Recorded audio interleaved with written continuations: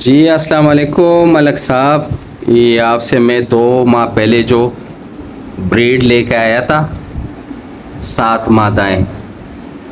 तो माशाल्लाह से मैंने टेम्परेचर मेंटेन रखा हुआ है। तो आप ये ब्रीड देख सकते हैं माशाल्लाह से 7 के 7 मादाओं ने जो है तो वो बच्चे डिलीवर किए हुए हैं।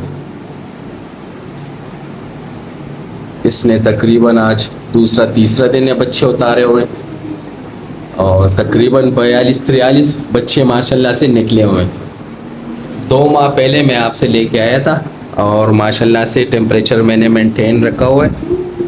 तो ये देखें माशाल्लाह से सारे बच्चे ही बच्चे हैं माशाल्लाह और ज़बरदस्त क्वालिटी की ब्रीड है माशाल्लाह और अच्छे बच्चे निकले माशाल्लाह।